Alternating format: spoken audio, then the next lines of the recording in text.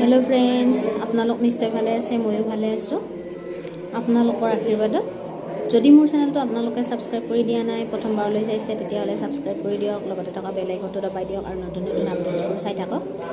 বেলেগ বিষয়বস্তুৰ ওপৰত আলোচনা কৰিব বিচাৰিছো, সেইটো হ'ল সৰু সৰু বাচ্চাবিলাকৰ যে হৈ আছে হেণ্ড ফুট আৰু মাউথ ডিজিজ, মানে অকল হাত ভৰি আৰু মুখতহে হয় সেই ৰোগটো।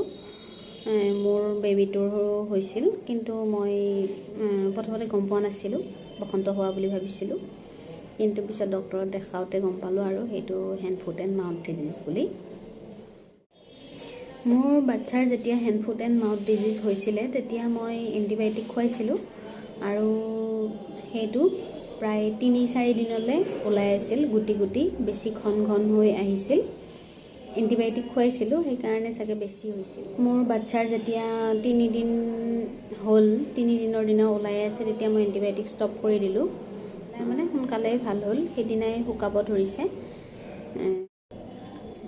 মোৰ ওচৰৰ বাইদেউ এজনী SNCUত কাম কৰে, তেখেতে ক'লে যে বইলছবিলাক ফুটাই দিব লাগে, যিবিলাক মানে পকি যায় সেইবিলাক ফুটাই ফুটাই দিব লাগে, আৰু তাৰ যিখিনি পানী ওলায় সেইখিনি টুকি টুকি পেলাব লাগে, সেইখিনি ক'তো লাগিব দিব নালাগে। আৰু তেতিয়াহ'লে পিছদিনা মানে যদি পুৱা ফুটাই দিওঁ তেতিয়াহ'লে আবেলিলৈ শুকাই যায়, সেনেকৈ ক'লে। আমাৰ মাইনাৰ হোৱাৰ পিছত তেওঁৰ মাইনাজনীৰো হৈছিল, হওঁতে মানে তাইৰ এটা দুটা বইলছ ওলাওঁতে ষ্টেৰাইল নিডলেদি ফুটাই দিছিল। দিওঁতে তাই আৰু বেছি নোলালে, এদিনেই ওলাইছে, এদিন ওলাওঁতে ফুটাই দিয়াৰ পিছত পিছদিনাৰ পৰা শুকাই গৈছে আৰু নোলাল।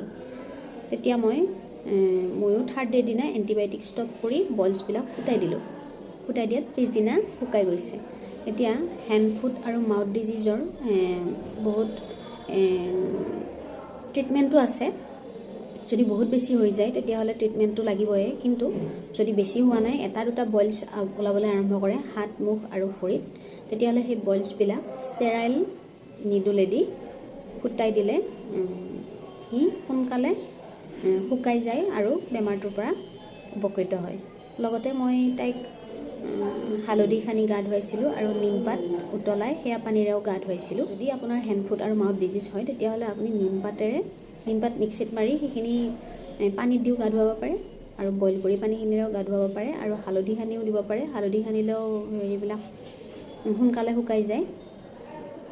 কিন্তু মই প্ৰেক্টিকেলি পোৱা এক্সপিৰিয়েঞ্চটো হ'ল বইলছবিলাক ষ্টেৰাইল নিডলেৰে যেতিয়া ফুটাই ফুটাই দিলোঁ তেতিয়া বহুত সোনকালে শুকাই গ'ল, আৰু তাৰ পিছদিনাৰ পৰা এটাও বইলছ ওলোৱা নাই, শুকাব ধৰিছে মাত্ৰ। তাৰপিছৰ পৰা তাইৰ জ্বৰো এৰিছে আৰু গুটি ওলোৱাটো কমি গৈছে।